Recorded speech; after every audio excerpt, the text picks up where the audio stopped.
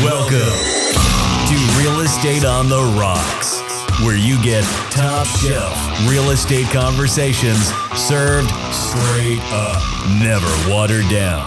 Here's your host, Dave Snowberger.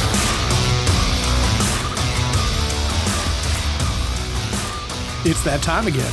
Real Estate on the Rocks. I'm Dave Snowberger. Joined in the studio today with Marshall Tucker and the man behind the glass, James Mendez. What's going on? The new guy. The new swollen face guy. So James had an allergic reaction to something. we have no idea what Between happened. 9:30 last night was the last time I saw you. Yeah. And then I got a text at 9:30 this morning, said you weren't coming to work. I think it was before that. I think it was like 8:30. Well, that's when he texted me at 9:30. You text him. Yeah. My face looked like... By the time he got up the chain of command here... A little late. I looked like Will Smith from Hitch. My face was like all swollen and messed up looking. I wasn't drinking any. It hurt me. I wasn't drinking Benadryl, but I took 3 Benadryl pills, had an anti-inflammatory, and then I had... went to the ER and got 3 steroid pills. So I'm on that for the rest of the week. You went to the ER? Yeah. Oh, I didn't know that.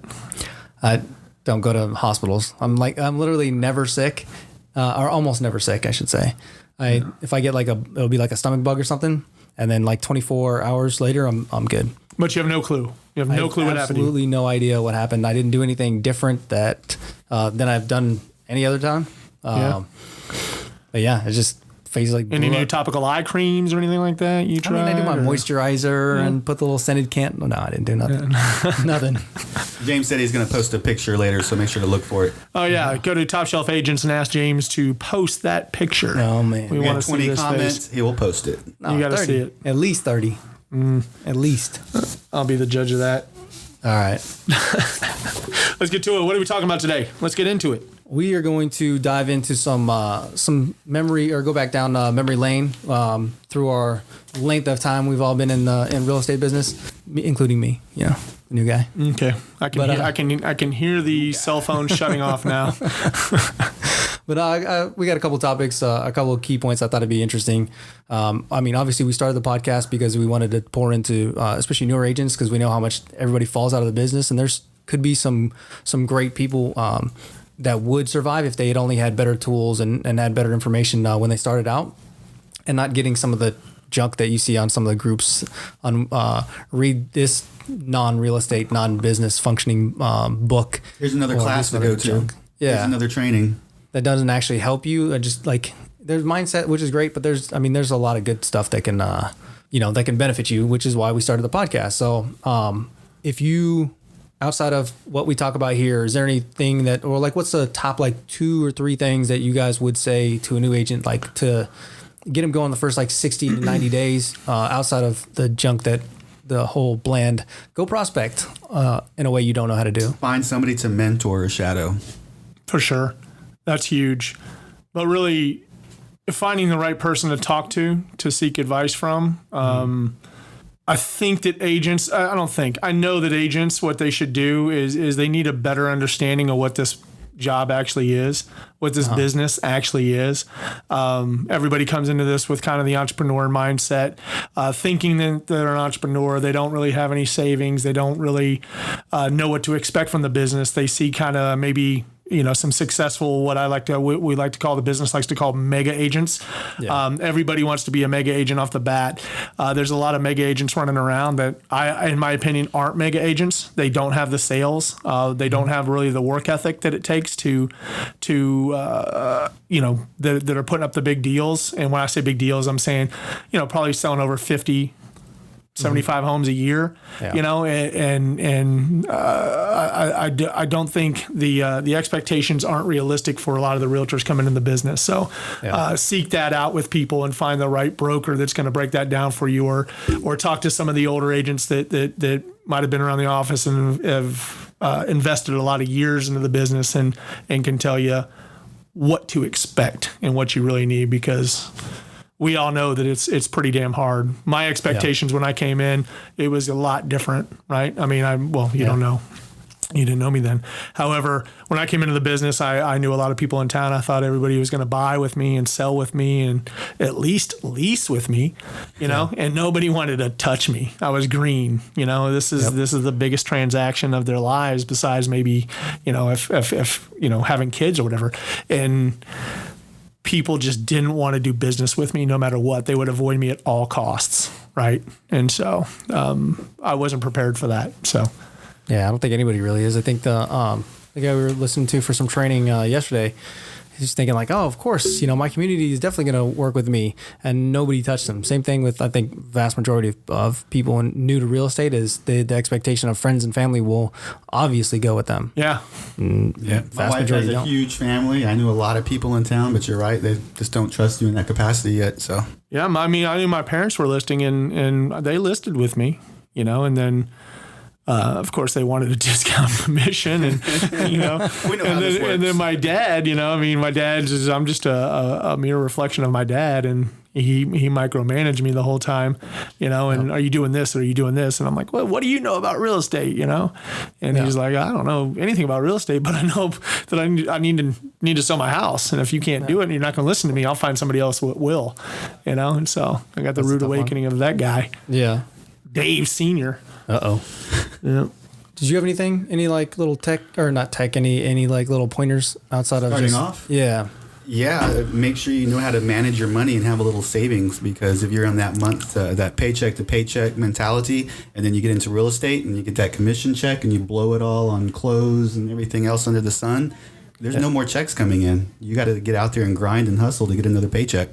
That's a different kind of mind switch. Well, how was it? How long, Marshall? I can't remember. How long was it till you had your first deal in the first place? First year, I had 2 deals my first year. My best friend from high school. And okay. Well, how long? I mean, was it 3 months in? You got a sale? Was it 6 months in? Yeah, it was very quick, like 3 or 4 months in. 3 or 4 months. Okay. So I would say that a lot of agents come in with that.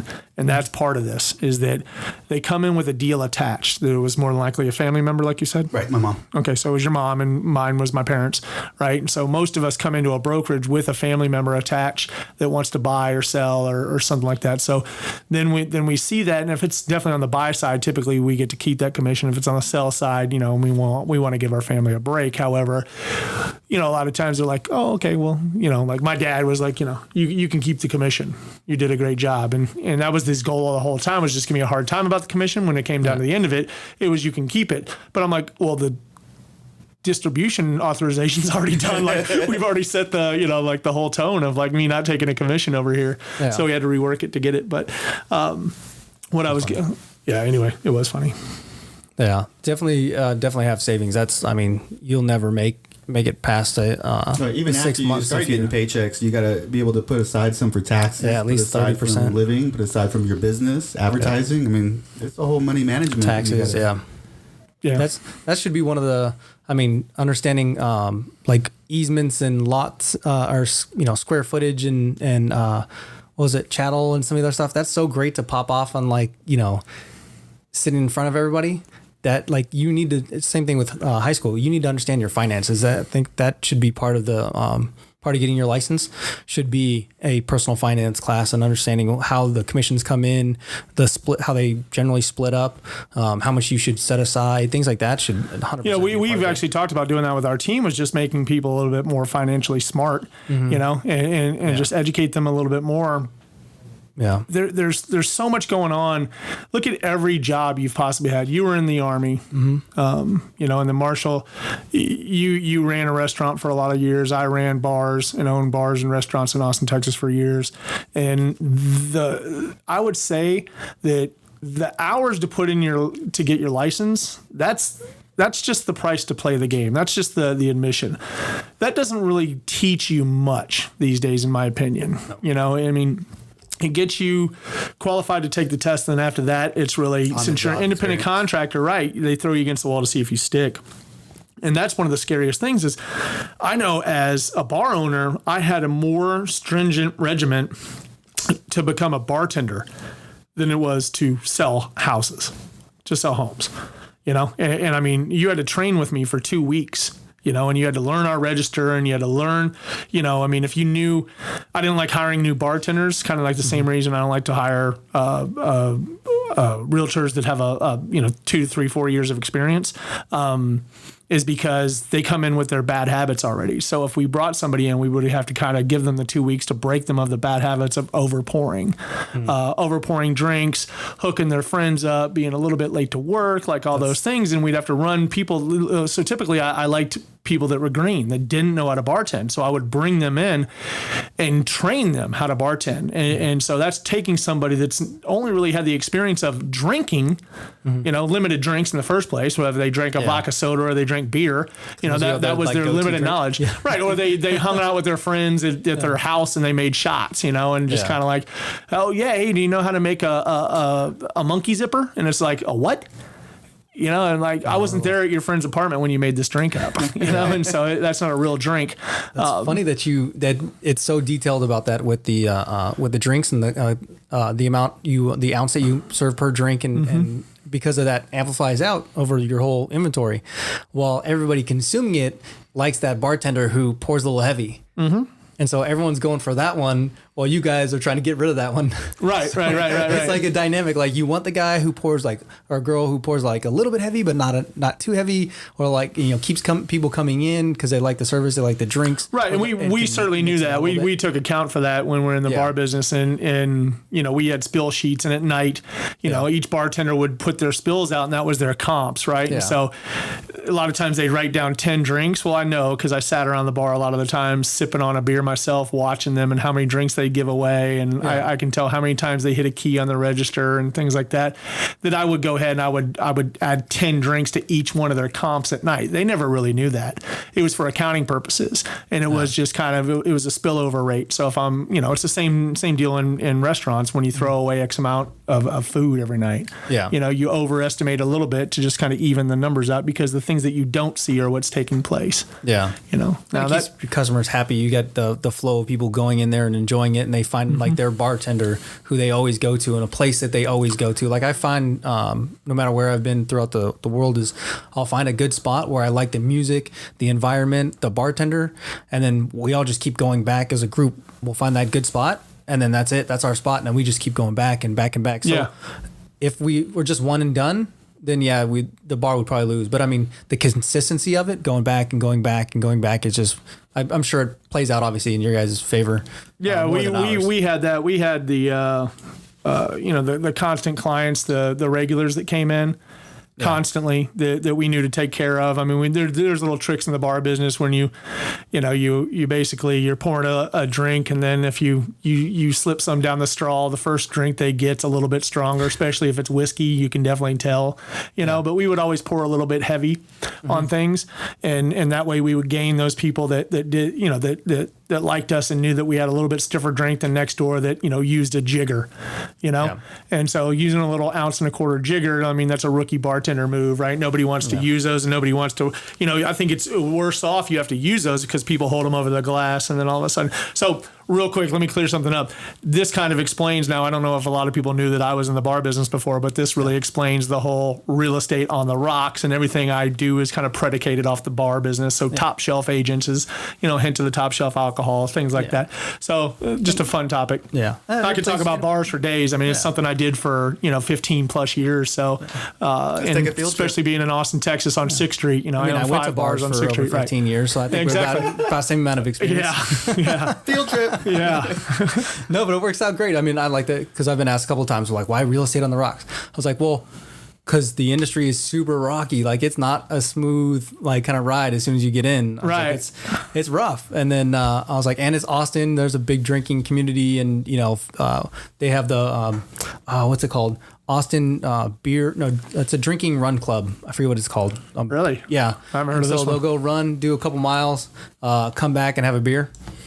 And so I think I met up with them on a different, like a 5K or some charity run and everything. And I haven't actually gone out to their meetups. I think it's like Wednesday downtown. Nice. But yeah. I should check that out sometime. Yeah. I'll probably walk it, but stumble it. Yeah.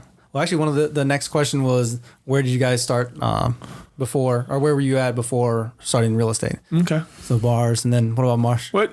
Go ahead, Marsh. Well, I got a family restaurant in Georgetown, so I was working at Georgetown, where? Georgetown, Texas. DC or Georgetown, Texas. Oh, okay. Yeah. So the restaurant was The Pit Barbecue on 2427 Williams Drive.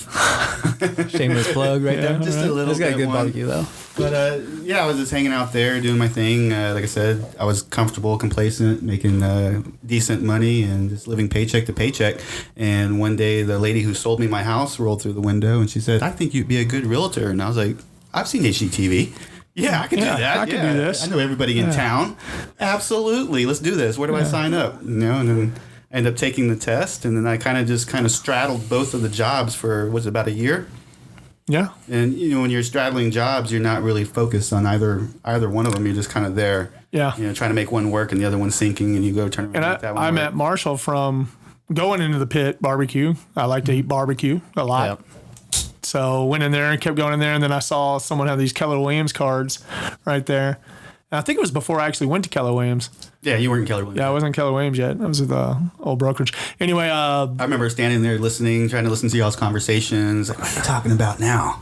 Ah, interesting. man, this guy cusses a lot. Yeah, I was like, whoa, this guy's a realtor. I can't do this. Oh, jeez. That's when he ever brings that story up where he's like, yeah, my person that sold me the house said, "You'd be a great realtor." I was giving him a hard time, like, do you feel lied to? The first couple of years, yeah. I was like, You throw that out there, like you throw that out there sometimes, and that is like perfect. Do you feel lied to? Like Marshall on the rocks. Yeah. But yeah, I mean, I met Marshall and I kept trying to, I had a flip house going in Georgetown and thinking that Marshall was a local realtor. I didn't know anything about him. So that's one thing you don't know about realtors, right? You don't know their production typically. Yeah. You don't know how successful they are, how unsuccessful they are, that they can't make ends meet, that they're balling out of control. You just don't know. You know, it's kind of that persona you give off. So I don't know anything about Marshall. And so I keep trying to, I needed people to do my open house. Was that it? I don't remember what it was. I had a question one time. I asked you a question, but you kept trying to get me to go to your flip house. And I remember thinking to myself, why does this guy keep trying to get me to go? Something's up. Trying to get you to sell the damn thing. He's trying to trick me something. That's what we do. Yeah. I didn't know at the time that we go and check out properties all the time. Yeah. He's just trying to get me to go over to his house, weirdo. there's so much you don't understand when you first get in. Speaking of the HGTV, the clients that I went to go take for their vacation house, which worked out great. We're going to submit the offer. And so we were talking, and they're like, well, from our experience, from watching HGTV, and they started laughing about how obviously that's not really what happens or how things work and stuff, but they're just kind of talking about what they see and then laughing about how that's obviously not the ins and outs of it, and how it kind of projects out to everybody. But yeah, we had a good laugh about that one. Yeah, I don't know. I don't recall. I mean, I've only had my license for about 6 years or so. 2013, right? So yeah, about 6 years. I don't recall that I was watching those kind of shows. I might have been watching some kind of flip show or something, maybe flipping Vegas back then or something like that, but thinking that, I could flip a house in a half hour. And then I got into it. And my first flip house was a freaking nightmare, and it didn't go as planned. I mean, we did a great job on it. I got a hell of a deal on a great house in downtown historic district of Georgetown. Yeah. Before things really started popping down there, and we got in there, and man, it was a lot of work, and it was finding the trades to do all the work, and it certainly looked easier at the time, and that was certainly learned from HGTV, where I thought that would be a little bit easier, but it was a rude awakening, and it took us a little bit longer to hold the property, and we sold it, made a killing, and I mean it's a gorgeous house still to this date, and we put a lot of quality in it, and I think that a lot of times when I'm seeing flips now that we deal with, I've done about 5-6 flips, maybe a little bit more. I'm definitely not in the flipping game. Like, it's just a little bit tougher than I want to do. I mean, I can work my butt off to make 10 to 15% off of a flip house. And be there and manage it and micromanage it and wait on crews to show up and do all these things. And or I can sit in my office and I can cast a wide net with the marketing that I know how to do and really bring it in and make phone calls and call FSBOs and, for sale by owners and withdrawals and things like that. And I can work my ass off the same amount of time and probably triple that income than I can off a flip house. But for some reason, people think flipping is so lucrative, and I just found that it wasn't. But I mean, if you have the infrastructure for it and you have the experience and you got the leverage for it, it can be fun and profitable, but you need to have, like a lot of people miss, is the fact that they have, it's not just one person doing it. It's got at least two people. And normally one of them is like a contractor, has like a team built in. And so they're using their own team. Right. So there's a lot of leverage. Well, what I found now for most of the clients that we find flip houses for now is that they have the bandwidth to do multiple houses, you know? And so if I'm going to do one, I need to get maximum profit out of it. Right. So I'm going to push it to the extremes. And, we've got clients that do 5 or 6 jobs they run at a time. Yeah. And they're taking, they've got a certain number they have to meet every single time, and they're not trying to go for the gusto on every single one. They're trying to get market value or a little bit over market value. Yeah. However, we were trying to push it every single time because we were putting so much time in it that we had a lack of income for 2 months while we did this house, and we were swinging hammers and painting and doing all those things. Wallpaper. Yeah, peeling. I mean, it was, oh God, when we did 4 or 5 hours to do the wallpaper, and then we were finally like, in a bathroom. I can't do it. I'm sorry. And so the guy came in and he did it while we were at lunch. The entire thing. The entire thing. Yeah. It came back in, was like, what happened here? So that was one of the last ones we did, but that one that was an easy flip. Mm-hmm. That was just paint and whatever else. That was someone that just needed money, that needed out of the house and just wanted to sell it and dump it real quick. And we knew the value, and we told them what we were going to do to it. Get on it. So that was definitely a lucrative one. That we didn't spend much time in, and we sold it off the coming soon sign that was out in the yard. So They walked right in and said, we'll take it. I was like, you got to be kidding me. I want us selling off that coming soon sign. That'd make me happy. Yeah. We shall see. That's always nice. I know. But we were talking about, sorry, real quick, but we were talking about Marshall being in the business of food. So did you want to finish up there? I think I finished it. Like I said, I was just kind of watching you come in, started talking to you for a minute, and you invited me over to Keller Williams, which I was already at, but to join your team. And once I joined your team and I started shadowing you, and that's the biggest building block or foundation for a new agent is you can't read about how to do something and expect to go out there and perform all the duties that we do. You really got to watch somebody go through the motions, and that way you save yourself a lot of time, money, and headaches. Yeah, I wish I had that opportunity because you got to go on listings with me. Oh yeah, I took you a lot, because I always knew that I was going to be replacing myself with you. If we were to work together and everything worked out between us and I gave you enough opportunities, that more than likely over time that I knew that I don't want to be an agent every day. That's not what I want to do. I want to more run the team and work on the leads and bring more opportunities in for the team and really have the role of the broker, right? And I knew that, so I started taking him on listing appointments with me over and over and over again, and then we got really good with each other, just tag teaming of each other. If somewhere where I was coming to an obstacle in the road or a dead end with having a conversation with someone, Marshall knew right to pick it up somewhere, and it gave me the opportunity, or us the opportunity to just kind of like redirect and start going on a different path. And then if the person had more of a rapport with Marshall, boom. They still signed with me. However, they knew that Marshall and I were a package deal, and we were doing that. And at the time, he wasn't doing a lot of his own deals. So when we were doing things, I was giving him a big chunk of the commission just to hopefully keep him around and at scale get better and better and better and take on more listings. And we started setting goals, real high goals of taking 15 to 20 listings a month. Yeah. And so, and then obviously when you do that, you start having buyers come out of the woodwork, right? Because every listing they say, typically procures around two qualified buyers. So every sign in the ground is, bringing people in. So good stuff. So speaking of the work and the trials and everything, what are your guys' least favorite parts about the job? Marshall, you want to take that one first? Any kind of data entry or paperwork or anything that's going to tie me to the computer all day. I like to be out there and exploring houses and talking with people. What about being tied to your microphone? Is this better? That's better. I think I'm going to actually tie something around your neck so you could learn to use this new mic. I need to go back to one that just stays on my head. My gosh. I can't wait for the video recordings, all this stuff to play out.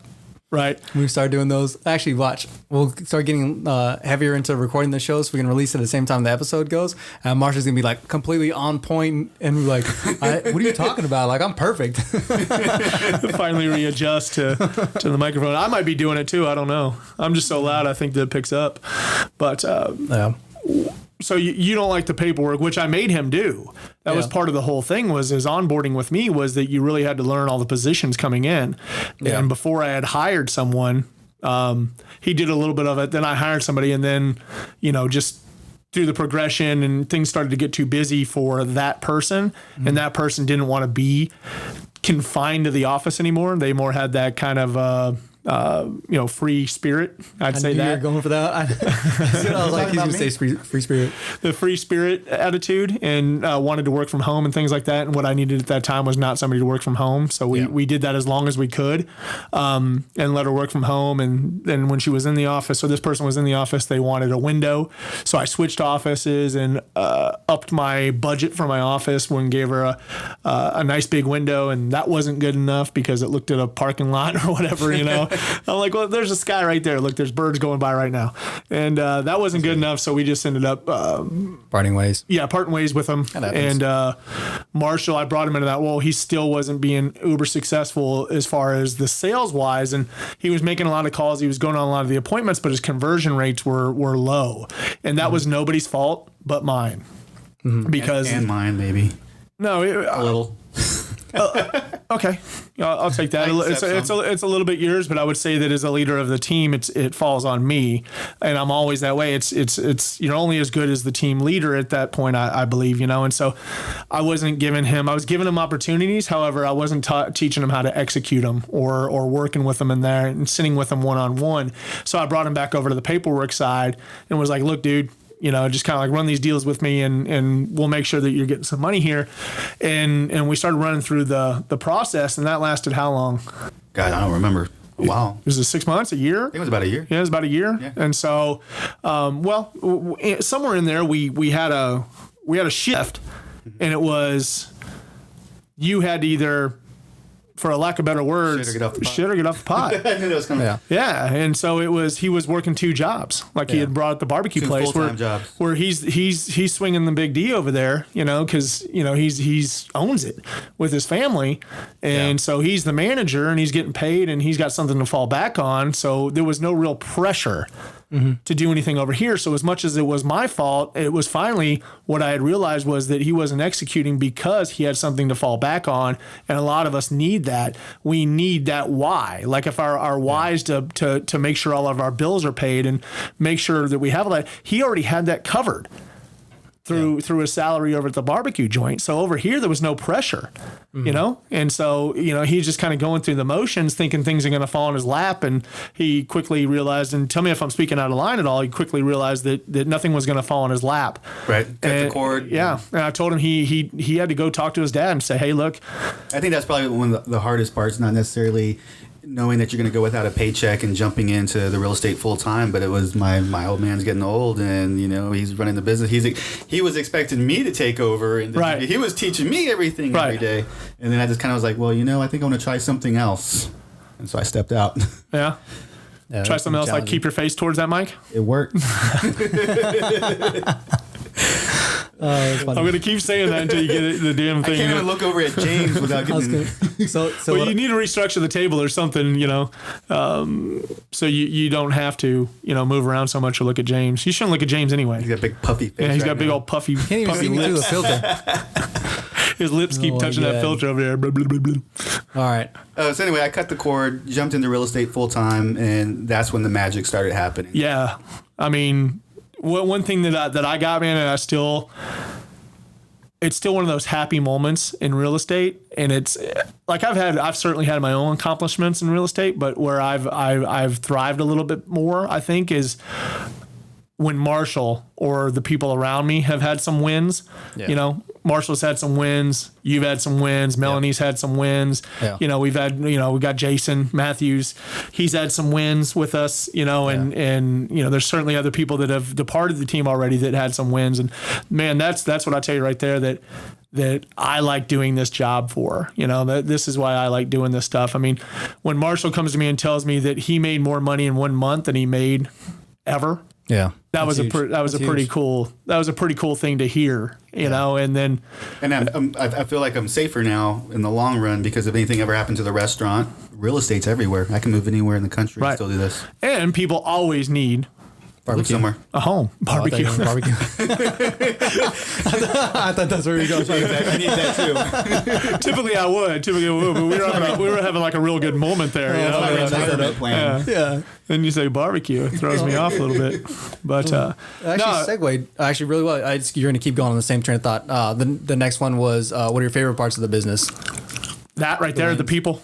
Yeah. The people, the wins. The wins for my clients. Like on this side, on the team side, to like bring home a victory, you know, for the team. Man, that feels good. Certainly. Just to go in there and like, oh, we got it. We got something else on the board, and it's just every like little victory, you know, to contribute to the team. Man, that feels good. But you know, you're doing a good job when the clients are calling you 2 weeks, a month, 2 months later, and asking where you're at.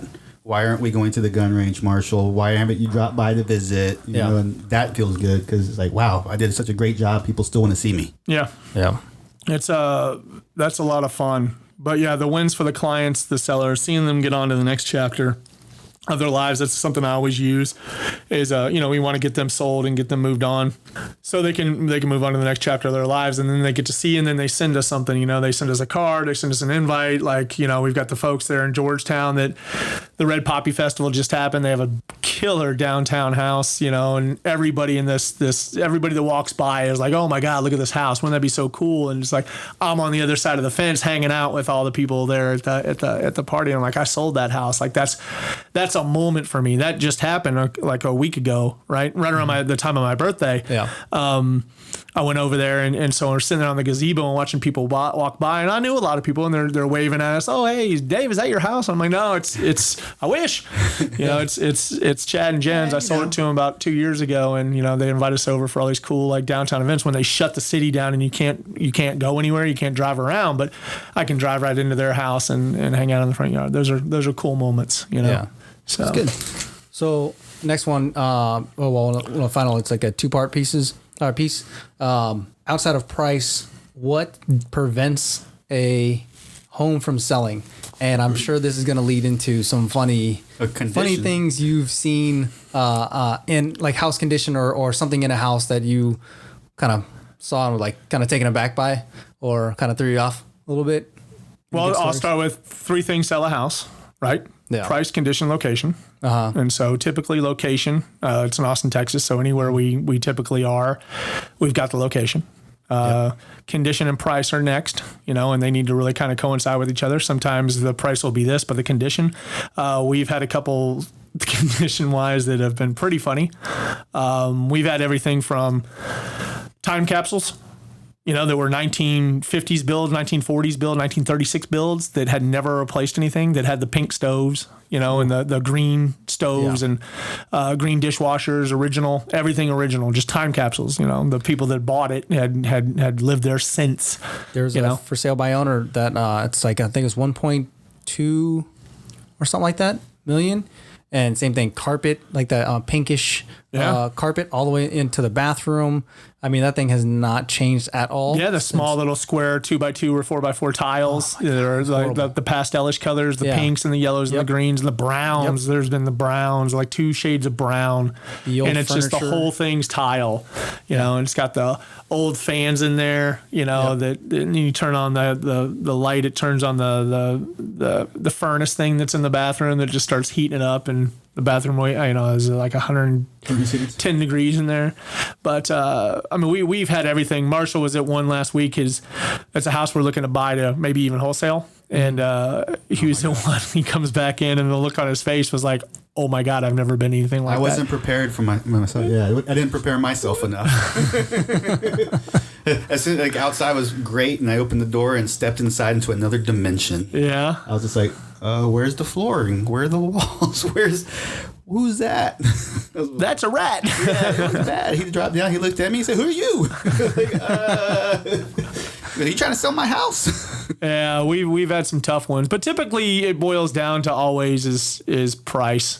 You know, I mean, if the condition's there, if the condition's not there, you just have to adjust the price. And a lot of times, I mean, we've got some sellers right now they're great people that, you know, they've lived in the homes for, 15, 20 years. They really want to sell.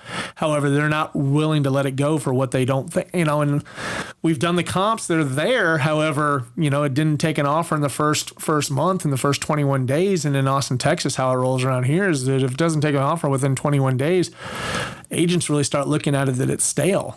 And so we've had 4 offers on the properties, on this particular property that I'm talking about now. We've had 4 offers on it, and they won't accept anything less than what they want. And they just want to stay there, and they don't want to reduce the price. They want what they want. And it makes it challenging. Yeah, that makes it very challenging. And I went through the whole same spiel. I was like, hey, price, condition, locations, what sells homes? And, I try to tell them, they're like, well, your job is to sell my house. I'm like, actually, that's not my job. My job is to take the property to market. Yep. I took it to market. The market is rejecting it. Yep. And a lot of times you can't get them to walk through that, but today's a different day. Today it adjusted. I got a price drop. Nice. Very nice on that one, at least. But I mean, I'm trying to bog my mind, to jog it a little bit more to see about some ones that in the past that we didn't sell. Can you think of any? I'm terminating one tomorrow. I walked in today and there's like 30 or 40 cameras all through the house. You guys were looking at this one sight unseen though, right? Right. And what do you mean 40 cameras? you walk in, you look up at the top, there's a camera when you first walk into the house. Like video surveillance camera? Video surveillance. And I walked in the door, and then you see the camera immediately to your right, and that's odd. And you look to your left, there's another camera. There's a camera in the dog kennel. There's a camera in the kitchen. Crazy. You know what houses normally do that? Drug houses. Yeah, there's nothing else. Stash houses. There was nothing else in the house. Might be a stash house. There was he had very. How do you know? minimal stuff. I've seen movies. How do you know about this, James? I've seen movies. HGTV. Cartel version. Yeah, right. Yeah, but the condition wasn't there, so we got to pull them. One of my That sucks. I saw one of the lease properties I was working. I walked in there to show some clients, and they were real excited about it. And the smell in that duplex was horrific. I wouldn't say horrific. It was pretty rough. And then I look over to the right in the living room. I have like lawn furniture. No actual like interior furniture. Had a big whiteboard on the wall on the other side by the dining room. Well, what would have been a dining room. And right in the living room, mounted to the floor, all the way up to the ceiling with a little wood block connected to it, was a giant stripper pole. Nice. Yeah. Exercise pole. Yeah, probably not. Exercise pole. And so one of the agents in our office is, property manager. So I went back and told the staff, and the ladies looked at me like, you're kidding me, right? I'm like, no, it's mounted to the ceiling. I was like, I'm not joking at all. It smells really bad from the animals, and they have a stripper pole in there, and they were not too pleased. So I think that the tenants had to pay for that, but they went through, they did their normal job. They cleaned the house, cleaned the whole place up. It's rented out already. They did do an amazing job, but yeah, they were not too pleased with the stripper pole. Yeah. I've had a few in pretty rough. So you narc on the strippers. It's a guy and his girlfriend. Well, at least he had a picture of them on one of his walls. So I don't know what's going on with that relationship. But What's the address? I've shown another one before where the lady stayed home sick and didn't tell anyone. So we're walking room to room, and I open up the bedroom door, and there's a lady laying in the bed there sleeping. Yeah, I've done that. Knocked on the door, it's Lisa's before, and it was dead bolted on the other side. It's like, there's not supposed to be anyone here. Let's take off. yeah, Yeah, we were in one checking it out in Round Rock, Texas, and I was walking through, and I noticed that it was a dark room, and I was looking for the light, and I turned on the light, and there was a dude sleeping in the bed with a gun by the table. Nice. And I was like, oh, and so I backed the clients out of the bedroom and said, hold on, let's wait here for a second. Let me text the agent. And like, oh, that's the seller. He's a sheriff. explains the gun on the table. Right. And so he's a sheriff, and I'm like, okay, Doesn't so explain why he's in there. Yeah, it doesn't explain why he's in there, but yeah, just kind of like, what do I do? And she's like, well, let me try to call him. And then you hear like the buzzing, zzz, zzz, zzz, ringers off, and so the people just like, hey, just we don't feel comfortable here, let's leave. And so we left there. But I've seen some crazy stuff. I've seen kind of like some unmentionables left in the bathroom.